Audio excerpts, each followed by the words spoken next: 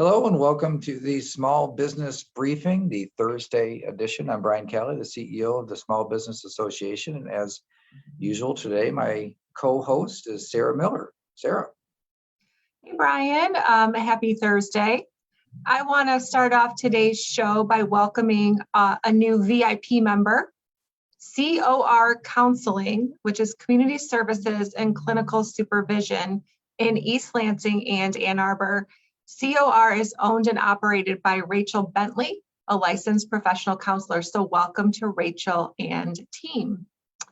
So Brian, yesterday we had our Winter Leadership Council event here in Lansing, and I love this event. It gives our members real insight into what's going on with public policy. We had a full agenda, lots of speakers, and I was hoping you might be able to give our viewers just a little recap.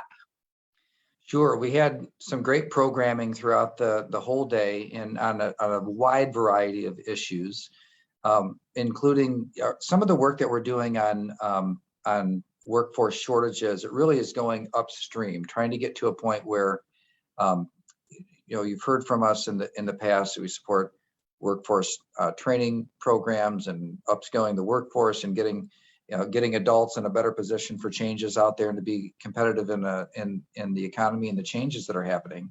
But there are many people that are sidelined completely and have been sidelined for a long time.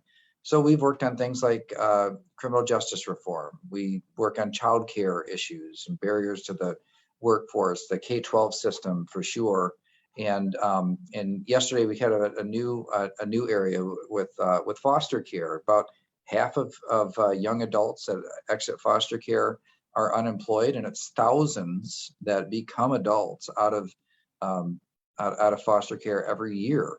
And so it's a big cohort of this low labor force participation rate includes that, but also a panel on K-12 and the work that's happening between school management and labor, business community and philanthropy, and an organization called Launch. All these players at the table trying to build out a better outcome and system for the future. So lots of great policy programming throughout and we had a nice panel on childcare as well. Some of the things that are happening in that space that SBAN has been very involved in. Again, removing barriers for people to return to work, because the labor force participation rate, the low labor force participation rate, has been a top concern.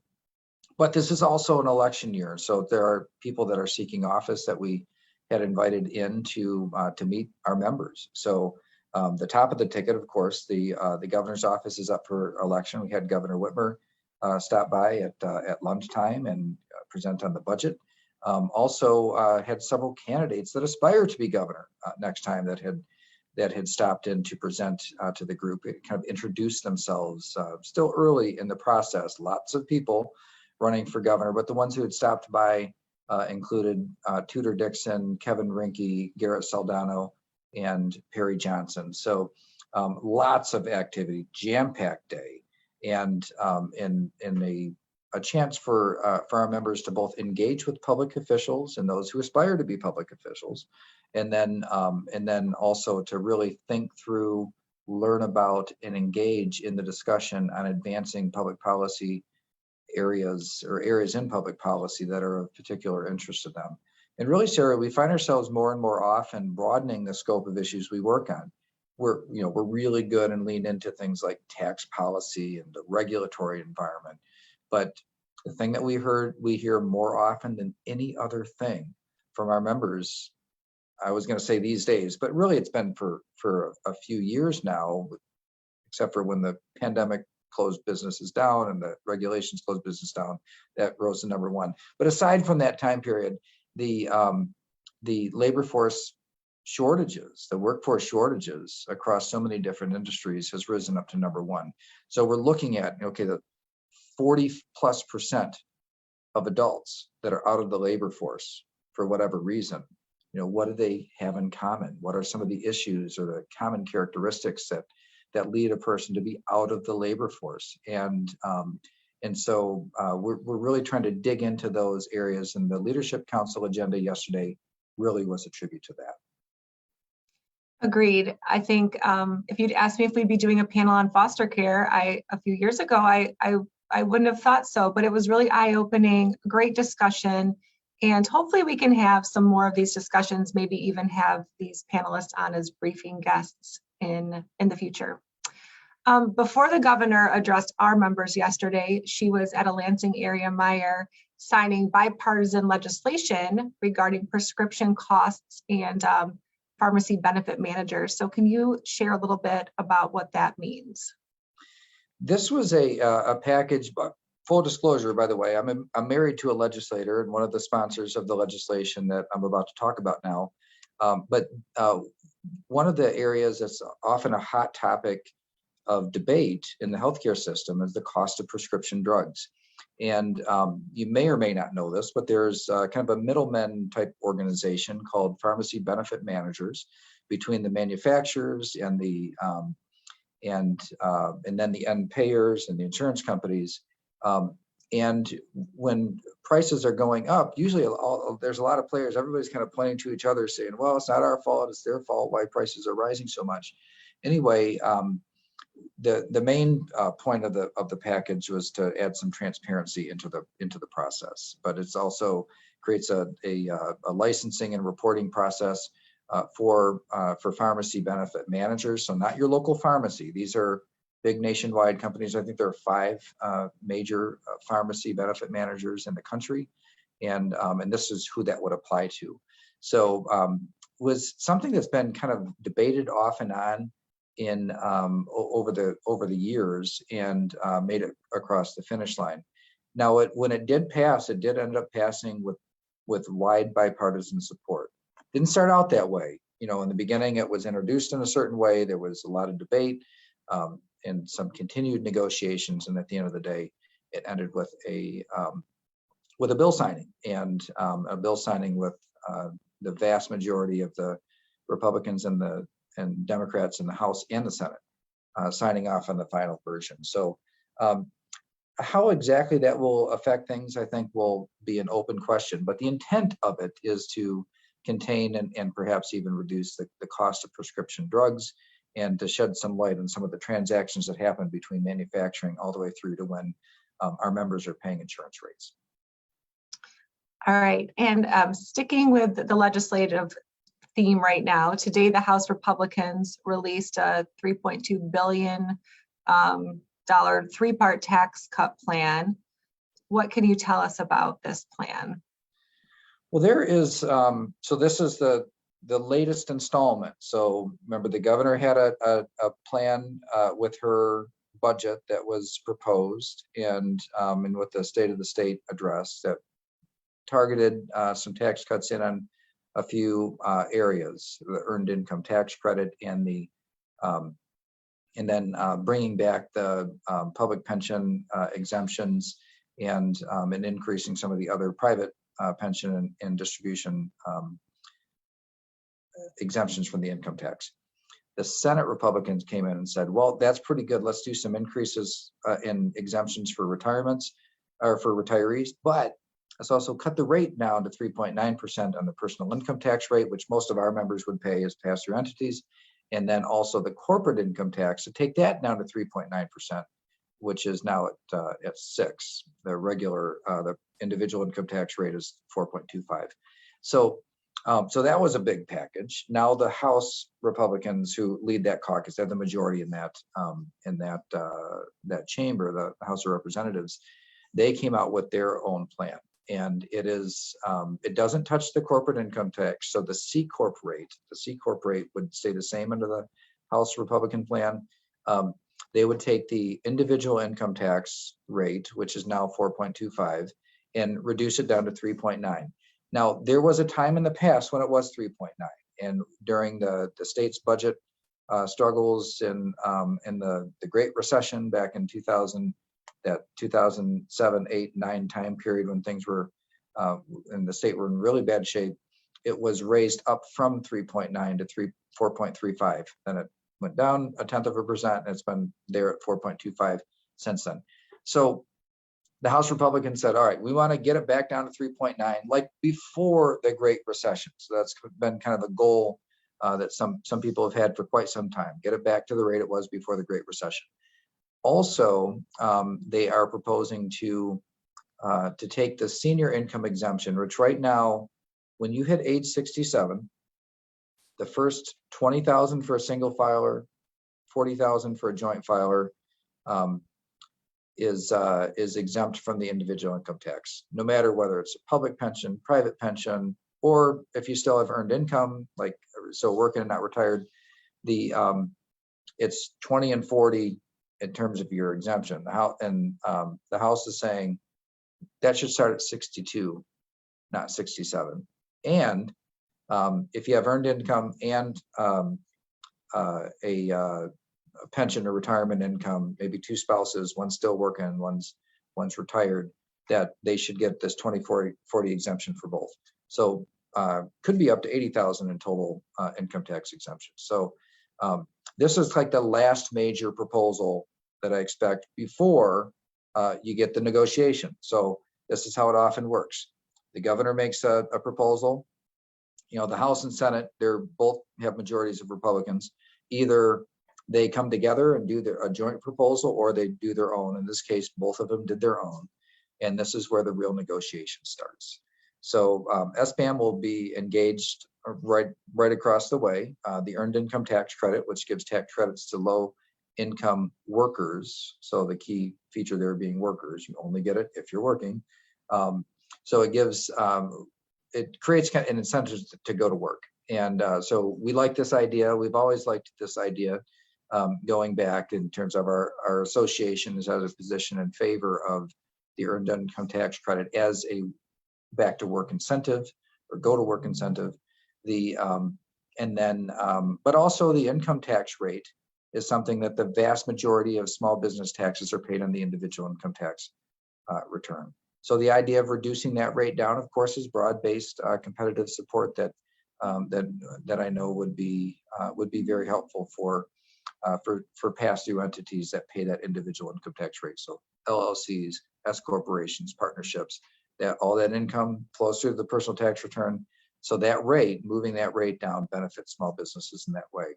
We have a standing position in SBAM in terms of our tax policy that we would like to see Michigan be a top 10 state. And actually we've made some gains. We're not a top 10 state yet, but in a lot of ways for business taxes, we've made a lot of gains in the last 10 years. And so inching that rate down would help us get closer to that goal. So this last piece of the kind of leg of the stool, if you will, that has put a proposal out means that the real negotiation begins now. And expect to hear a lot more as this goes out. The answer will be somewhere in between. Obviously Republicans normally like bigger tax cuts and which would require some spending priority decisions on priorities and spending to be intensified in new programs and all that kind of stuff. The governor's proposal is more modest in terms of overall size and would accommodate more spending in the programs that she wants to move forward with. So expect a lot more over the next couple of months. I think there's a good chance that the budget process this year, which will kind of move, I think, in tandem with this tax discussion, that it has a better chance in the last few years of happening by early summer. So there was a time when all these things were worked out by summer. During divided government, things take longer usually to do, and it's been September the last couple of years before the budget of the state has been completed. This year, everybody's running for re-election. I know they're all itching to get out there and campaign and tell the story about why they should be elected or re-elected. And so I think that's probably going to put more pressure on them to get this budget done and behind them. And getting the budget done will be required. The budget is based on the taxes that are collected, and therefore the tax decisions have to be made pretty much in tandem with it. All right, well, thank you for that recap for us. Switching gears a little bit here, I think certainly we cannot completely ignore what's happening in Ukraine today. And just short term, do you think there's any implications, or what implications might we feel here in Michigan? Yeah, this is a dynamic that has not been present for a long time. Like this level of potential destabilization in Europe, it hasn't really been like this for a long time, and so we can't predict all of the outcomes and the way that it could impact things. But I think we have to assume that there will be impacts. So when the president talked about the issuing of sanctions, they're meant to deter Russia, but they also will have some impacts on us here at home. The most obvious and immediate is the cost of energy, and even though some of that impact is going to be indirect, when you disrupt the overall market of energy production and oil, then different countries buying from new sources that maybe used to buy from Russia, but now they're sanctioned, so they're not going to, might be buying from the same sources that we normally get more of our energy from, and so the overall that would cause prices to go up, and so you should expect that there's going to be energy cost increases potentially sustained here for a while, and this could have implications on some of the other monetary policies that are happening that we're going to talk about in a little while, because there's this concern about an overheating economy, and there's nothing like uncertainty of international economic destabilization and rising energy costs to put a wet blanket on economic activity. So this is an area where it's been long enough since there's been something like this that has happened that that it's not clear all of the ramifications. In the short term, it is clear that there's going to be energy disruption and higher costs that come from that. But that everything in the world is connected. We saw this during the pandemic, that our supply chains that stretch across the world, sometimes like the thing that you need, no problem, but the packaging was the problem, or the shipping was a problem. And there's so many things that could happen, and little disruptions could affect things in ways that we can't really predict. So it is definitely most unfortunate. I'm no foreign policy expert, so in terms of all the things that are happening there, I or SBAM wouldn't be certainly the authority on what the right pathway forward is on it. But we should expect that there will be negative economic ramifications that we face here at home. And as you see with the energy costs already, that's going to be the first one. All right, so let's talk about inflation next. The Federal Reserve has been taking action on interest rates. So what's happening there? So the Federal Reserve has said before, there was some talk of whether or not inflation was real, and so finally they accept that it is real and we have to take action. They pre-scripted that there are going to be rate increases in the future. So this is one of the tools in the toolbox. When the economy needs some help, they reduce interest rates, and then but they reduced them all the way down to zero. And so now that the economy is growing, in fact, overheating to the point where inflation is a big problem, they signaled that, hey, we're going to make some changes. We're going to start increasing rates. What caused a little bit of I don't say turmoil, but just some additional uncertainty is that there's some discussion out of the Federal Reserve Board of Directors about a 0.5% increase in the next meeting. Now, it's not the majority of the Fed governors that are saying this, and so hopefully that this won't be the case. But the market has already priced in successive 0.25% increases. And so the idea of there being a 0.5% increase at one time might actually kind of overcorrect the problem.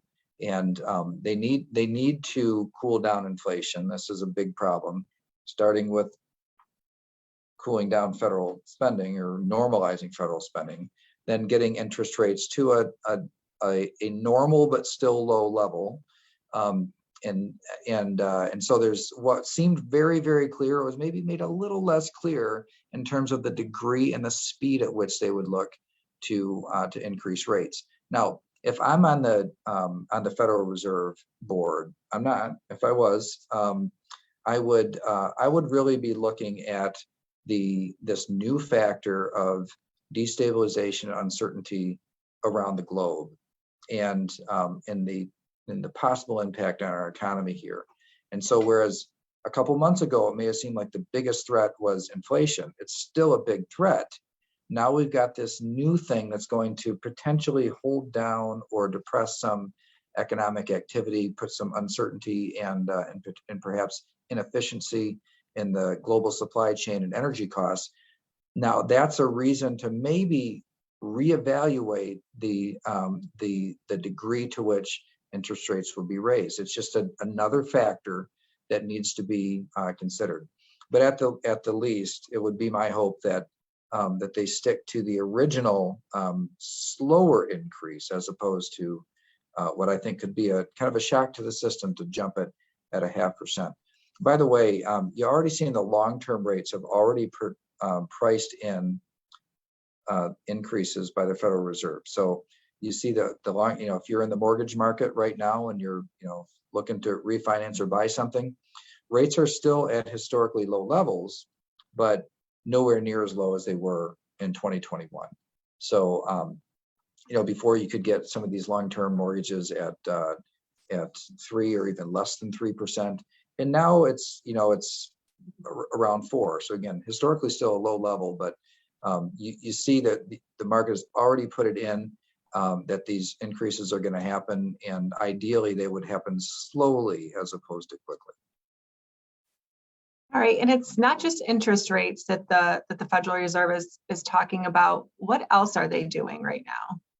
Yeah, there's a couple of things there's a few tools that are used at during times when the economy is hurting. So what the Federal Reserve will do, and they started in 2008, 2009, when we had the Great Recession that hit Michigan really hard, but it was really all over the globe, that the Federal Reserve started buying treasury bills and mortgage-backed securities. And what this was doing is it was essentially pumping cash out there into the economy.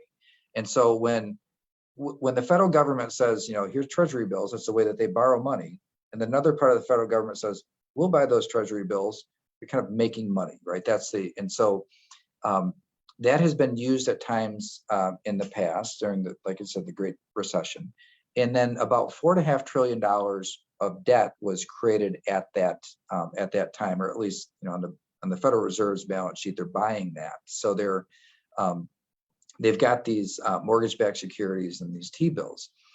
Now, after that, they tried to kind of passively reduce the amount that they were holding, but they really abandoned that strategy and have held about $4.5 trillion until the pandemic.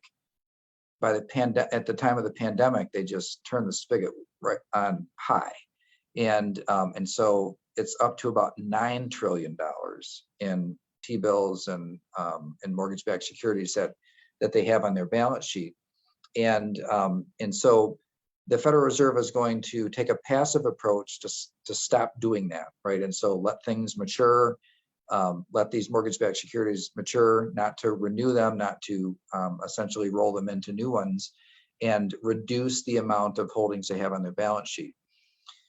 Last time they tried this, though, banks didn't have a lot of cash, and so it caused some problems. They ended up not reducing the amount of purchase activity that they were maintaining in the marketplace. This time what's different is banks are sitting on a bunch of cash. Banks and credit unions have a ton of cash, so they probably are going to be able to reduce. But the thing is, when they stop buying, then that's another thing that's going to push interest rates up, right? When they stop buying these the treasury bills and the mortgage-backed securities, it's likely going to create a dynamic in the marketplace, take a big player out of it. Just supply and demand is going to push the rates up more. So these are two things that are happening to deal with the problem of inflation, But they have to get these things right, and modest approaches are generally the best way to go about it, so you don't accidentally create a scenario where you cool down inflation so much that you actually cut into economic activity and cause a recession. So these are complicated times for them to manage, fully recognize that, but all the more reason that that normalization of monetary policy and spending policy of the federal government is what we need. There's enough uncertainty out there in the world, and so if we can get the federal monetary policy and interest rates kind of as they ease back into normal levels, to do it in a way that's modest and small steps, it'll cause the least amount of disruption. Hopefully, we can come out of the other end of this year in better shape than we are today. All right. I want to talk now about some grant programs, a grant program that opens up on March 1st. We received word today that there's been a name change. So you all heard us talk about the afflicted business grants, and we shared that the grant process opens up on March 1st. Well, they have a new name. It is the Growing My MI Business Grants. So don't be confused. It's the same thing, same process. It's not a new grant. It's not a second grant. It is the Growing My Business Grants, formerly known as afflicted business grants, and they open up March 1st. Yeah, so coming out March 1st, and it was too bad they didn't change the name before they set up the website and did all that that stuff. Although it is kind of a funny story or origin behind this. So when the legislature created the program, and it was funded and originally vetoed by the governor, but then it was part of that economic development package at the end of last year. Then it got signed. It's in law. It's being implemented. As far as we can tell, it really does look like Treasury is doing a nice job of implementing it. Hit the switch. Hopefully it all works well. But then they changed the name. And I know that the name Afflicted Business Grant was, they didn't like that.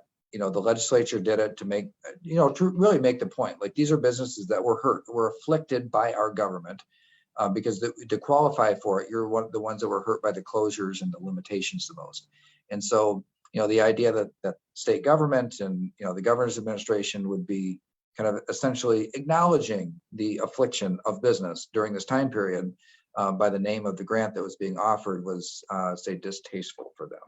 So they changed the name to Growing My Business, and kind of rebranding the effort. But the program itself is the same. It is meant to, when you apply, it's a kind of plug and play type of an application where you won't have to do the calculations yourself, but you'll put in what your real estate taxes were, for example, and what you paid in unemployment insurance premiums, and licensing fees that you had to pay to the government. The idea being, those were costs that you had to the government when the government was saying you're not allowed to operate. Therefore, the government shouldn't have charged you during those times. So you'll put those in based on your the amount of negative impact that you had in terms of comparison on your sales. You'll get a grant if you're one of those industries that were most impacted, afflicted. So there will so everything will stay the same. We still think, hopefully, you never know to hit the switch to see if it works like it's supposed to. One other thing, though, that we're kind of relieved about, this is not a first come first served grant. So you will, when you apply, you'll have 30 days. You have all of March to apply. So I think 30 or 31 days to apply, and then they've got a certain pool of resources, and they'll prorate, based on everybody who qualifies, that $409 million, which was what they estimated the full funding of everybody who would qualify would come to. Then everybody who applies and qualifies during that time period should get a piece of this grant. Yes, and as a reminder, that website is michigan.gov/ABR, which now stands for Apply for Business Resources. So they really did think of everything in the name change. So Brian, as we close out today's show, I'd like you to do another spotlight on the My Hidden Talent Workshop, which is coming up on March 14th in East Lansing. Yeah, this is one that this has become a tradition here at SBAM. It's something that I was involved in when I was in public office as well. It's essentially raising awareness and then connecting businesses with organizations that place people with disabilities into employment. And never has there been a better time to consider alternative workforces than today when we have the shortages that we have. So it's an all-day program. It's something I've done in partnership with Justice Richard Bernstein, who's a member of the Supreme Court of Michigan, but also happens to be blind. And myself, I have a daughter with a disability with autism. And so we teamed up on this effort before, but it's really matured into a really cool program that is very hands-on to have the actual agencies and service providers that help people with disabilities get into employment. We want to connect them with the demand side, which is the employers who desperately need employees now. And so how to do that, how to do it well, things to understand like the Americans with Disabilities Act and things like accommodations, nothing really to be afraid of. Sometimes you say the word accommodations, people are like, what does that mean? It sounds very expensive, but you make accommodations for all of your employees. I mean, it's just the nature of the workplace. And so sometimes people with disabilities need different types of accommodations, but they're not necessarily any more substantial. So but it's understanding these things, kind of demystifying the process. So if you are struggling to find people to fill positions, then I would encourage you to be a part of this. It's free to our members, and Delta Dental is the headline or the title sponsor of it. So thank you, Delta Dental, for that. It makes it so that we can offer the whole day of programming at no additional cost for our members. I like how you said that, demystifying the process. So I think people will walk away with practical tips that they can implement in their own workforce. So, all right, that is all we have for you today. I hope you have an enjoyable rest of the week, and we will see you back here on Monday. Thanks, everybody. See you on Monday.